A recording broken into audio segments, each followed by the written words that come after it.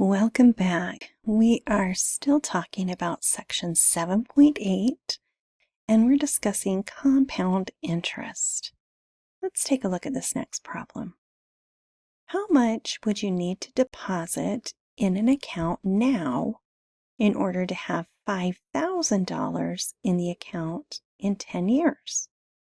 Assume the account earns 6% interest compounded monthly.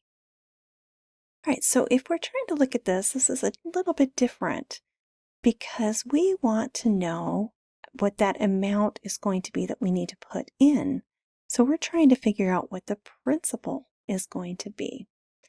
And given is our end amount. So that's our A of t, or our future value, as it's also called. So here's our compound interest formula again. We know that we are trying to figure out in 10 years.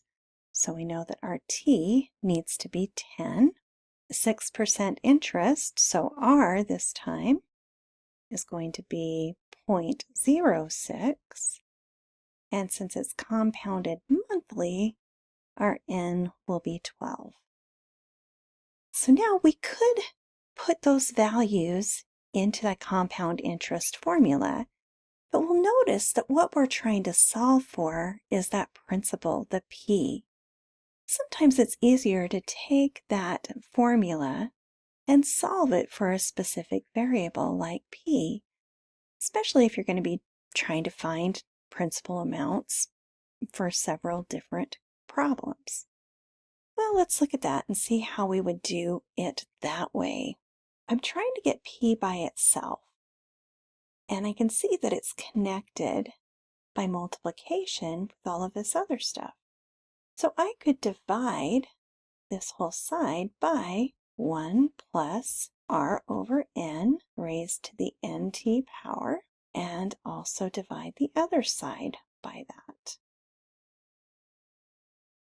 And when I do that, I can see that these parts divide out. So we'll have p equals A of t, or that end amount, divided by 1 plus r over n, all raised to the nt power. Now I can put those values in and see what my principal is. Remember, you do not have to solve it this way. You could have used that compound interest formula, put the numbers in first, and then solve for p. But this is just another way you could do it. So substituting those numbers in place of our variables using that formula we just found, we get 5,000 divided by 1 plus 0.06 divided by 12, and then raised to the 12 times 10 power. And now we can go ahead and use order of operations to evaluate that. $2,748.16. Now that's the amount that needs to be deposited now so that we can end up with $5,000 in the account in 10 years.